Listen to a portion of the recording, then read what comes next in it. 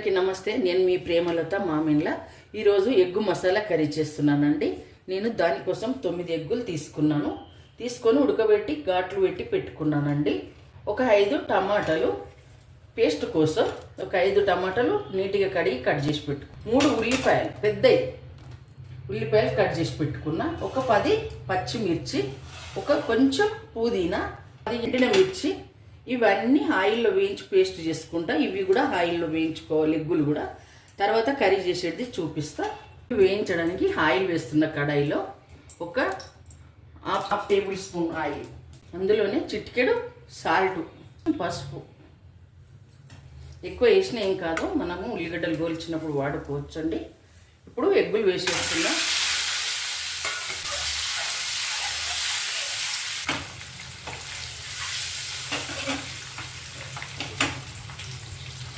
ఎగ్గులు ఇలా వేగితే సరిపోతాయండి. ఇప్పుడు తీసేస్తున్నా. లైట్గా వేగితే చాలండి.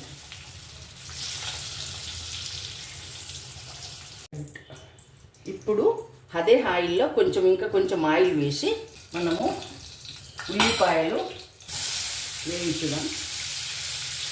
కోసం అండి, ఇది ఎగ్గు మసాలా కర్రీ కదా, టేస్ట్ కోసం వేయించుకున్నాను. ఇప్పుడు ఒక హాఫ్ స్పూన్ సాల్ట్ వేస్తున్నా. ఇవి ఉల్లిపాయలు వేగడం కోసం, మళ్ళీ మనం కర్రీలో చూసుకోవాలి. ఇప్పుడు 10 పచ్చిమిర్చి అండి కట్ చేసి పెట్టినాయి, అలాగే 15 ఎండిన మిర్చి. ఇప్పుడు 5 టమాటాలు. టేస్ట్ ఎక్కువ కావాలని నేను ఎక్కువ వేస్తున్నా, గ్రేవీ ఎక్కువ ఉండాలని. మీరు మీకు తగ్గట్టు వేసుకోవచ్చండి.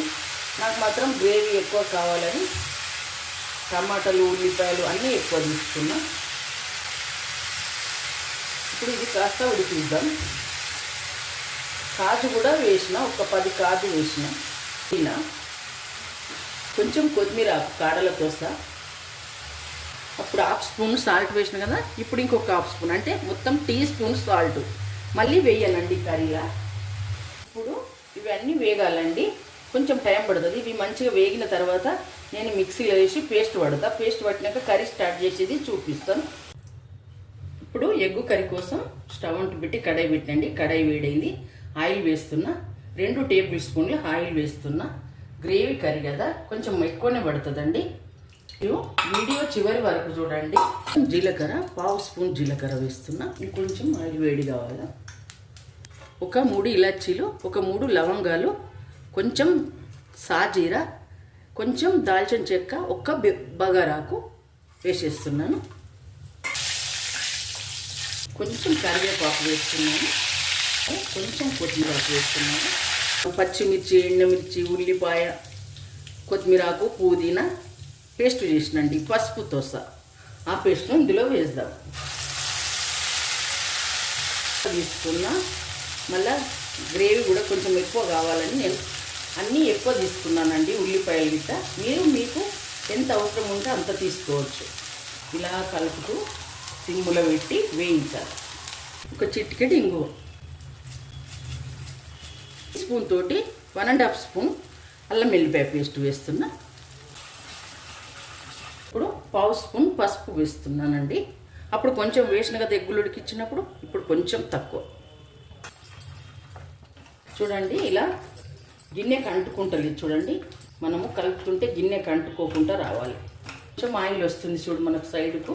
ఇప్పుడు ఫస్ట్ కొన్ని వాటర్ వేస్తున్నా. మిక్సీ పట్టినది దాంట్లోదే ఈ జాడీలో వేసిన వాటర్ గ్లాస్, ఇంకొక గ్లాస్ వాటర్ వేస్తా. 2 స్పూన్ ధనియాల పొడి వేస్తున్నానండి. 1 స్పూన్ గరం మసాలా, 1/2 స్పూన్ జీలకర్ర పొడి వేయించి పట్టింది. ఇప్పుడు ఇదే సమయంలో మీరు ఉప్పు కారం చెక్ చేసుకొని అడ్జస్ట్ చేసుకోవచ్చండి. వేయాలి. వేసి మనం సిమ్ములా ఉడికించుకోవాలి. కొంచెం గ్రేవీ చిక్కబడేంత వరకు. కొంచెం కొత్తిమీరాకు వేసేస్తున్నాం, మళ్ళీ లాస్ట్లో ఒకసారి వేద్దాం. ఇప్పుడు ఇంకా అన్నీ వేసేసినండి, సిమ్ములా ఉడికిస్తాం అంతే. ఇప్పుడు ఎగ్గు మసాలా కర్రీ రెడీ అయిందండి. చాలా చాలా బాగుంటుందండి. అన్నంలోకి, చపాతీలోకి, దోశలోకి, పుల్కలోకి, ప్రతి దానికి బాగుంటుందండి. మీరు ఒకసారి ట్రై చేయండి. నచ్చింది అనుకుంటా. నచ్చితే లైక్ చేయండి, షేర్ చేయండి, కామెంట్ చేయండి. వీడియో చివరి వరకు చూడండి.